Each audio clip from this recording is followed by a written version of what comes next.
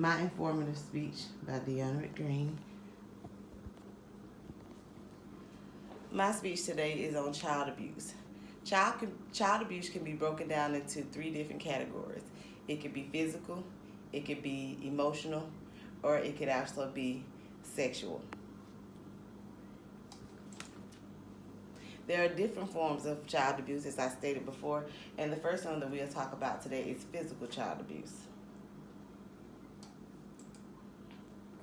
Physical child abuse is defined as any parent, caregiver, or guardian that actually inflicts pain on a child non-accidentally.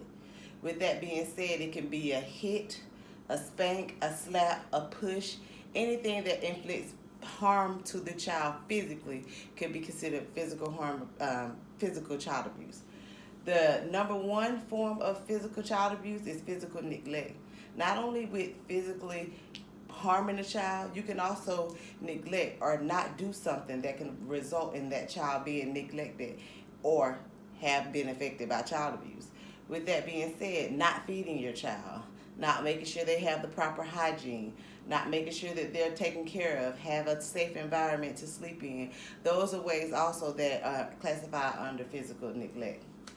Nearly 78.3% of the child abuse cases that are reported in the United States, with that being 3 million per year, 78.3 of those are from physical neglect, while only 17.6 of them are from physical child abuse. Sexual child abuse is definitely something that sometimes is unethical, deemed horrific at times. However, it is something that is a rising epidemic here in the United States. Sexual abuse is also defined as any sexual behaviors, any sexual acts, or any exploitation as far as involving a child is concerned.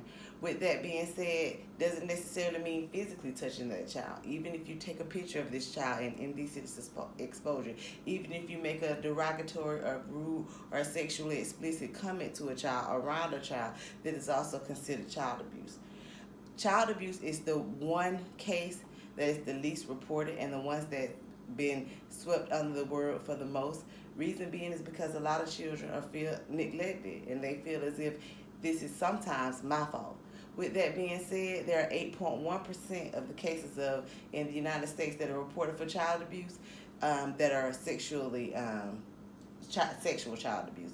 With that being said, if it's 3 million in a year, even though 8.1 may seem like a small percentage, when you take 8.1% of 3 million, that's how many children that are actually spoken out. Those are how many children that are actually said, hey, this is happening to me. What about the percentage that does not talk at all? The last form of child abuse that I will talk to you about today is psychological child abuse. A lot of people like to say, I didn't hit him, I didn't touch him, there's no bruise, there's no proof. So because of that, they feel as if it's not child abuse. Psychological child abuse is defined as communicating to the child that they're worthless, unworthy, or maybe in harm or in dangers and making that child feel as if something is wrong and they're unsafe. With that being said, a lot of people, like I said before, do not feel that it's child abuse because I say you're ugly to a child, because we may say you may not amount to anything as a child. When you say those type of things, a lot of times psychologically, children are affected not only mentally, they're also developmentally. They don't develop as fast. Why? Because they already have that insecurity. That's another problem that they actually endure with dealing with psychological child abuse. Parents all the time, like I said, they can say, I feed them, I clothe them, I bathe them, I take care of them. But if you also are emotionally tearing them down, you are also, in fact, guilty of child abuse. Then there's those missing files. Those are those children that never say anything. The children that go through this by themselves without having an outlet to express themselves. That's what I would call the missing files. There are a lot of reasons why children would rather not tell what's going on, whether it's sexual, whether it's physical, whether it's emotional. And a lot of the reasons why they don't is because they may feel intimidated. Or maybe they were threatened if you tell someone this happens to you or someone that you love. There are a lot of reasons why. There could also be physical abuse that's tied to sexual abuse. Because if you look at it, if you sexually abuse a child, a lot of times physical abuse is incurred as well. So sometimes that child has not only physical abuse, sexual abuse, but because of the acts that they've actually endured, it also becomes psychological. So sometimes, not all the time, but most times, those cases are not just child abuse, psychological, or just sexual, or just physical. A lot of those times there are a different variety and mixture of different things that could make up either one of these classifications for child abuse.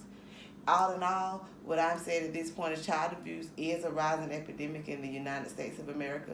And although we as parents look into taking care of our children and making sure our children are fine, if everyone takes care and look out for the future of our society, which are the children, then we all could just have a better life.